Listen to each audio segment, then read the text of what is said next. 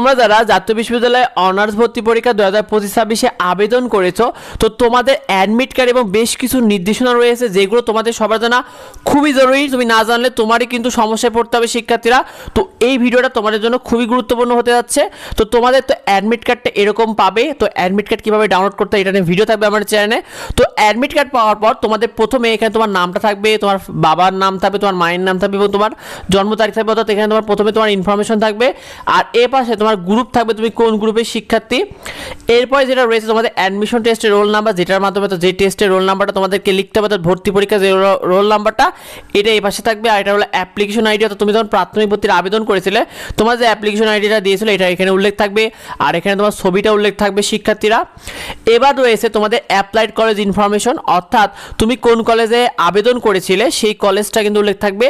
আর এইটা সবচেয়ে বেশি ইম্পর্টেন্ট, তোমাদের এক্সাম সেন্টার ইনফরমেশন, অর্থাৎ তোমার পরীক্ষাটা কোন পরীক্ষার কেন্দ্রে পড়ছে এটা উল্লেখ থাকবে। এখানে সেন্টার কোড, তোমার পরীক্ষার কোন কলেজে পড়েছে সেই নামটা উল্লেখ থাকবে, সুতরাং আর তোমাদের এখানে ডেট থাকবে।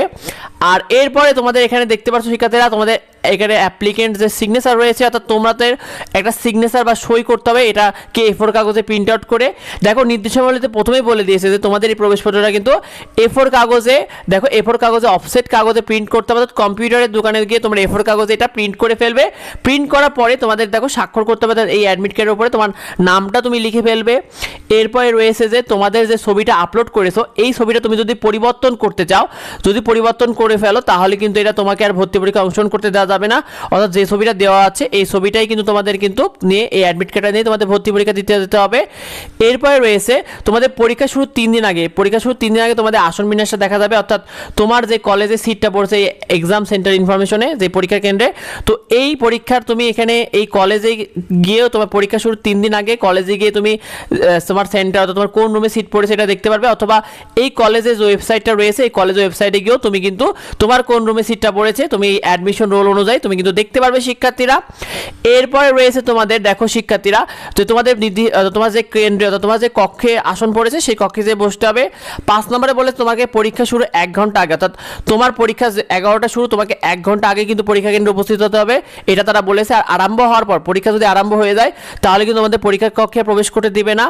6 নম্বরে বলেছে তোমাদের প্রবেশপত্র থাকবে, তোমাদের ওই ভর্তি পরীক্ষার পরে এবার একটা অ্যাটেন্ডেন্স শিট দেবে, সেই শিটও তোমাদের এবং ওএমআর শিট থাকবে।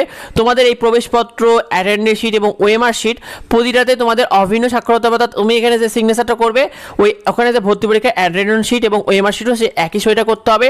তো তোমাদের ওএমআর শিট কীভাবে পূরণ করবে এটা নিয়ে ভিডিও থাকবে আমার চ্যানেলে, সেগুলো সাবস্ক্রাইব করে রেখো। আর বলেছে দেখো তোমাদের উত্তরপত্র, তোমাদের যে ওএমআরটা পাবে সেটাকে বল পেনে অর্থাৎ কলম দিয়ে পূরণ করতে হবে, পেন্সিল ব্যবহার করা যাবে না ওই তুমি যে উত্তরপত্রটা পাবে।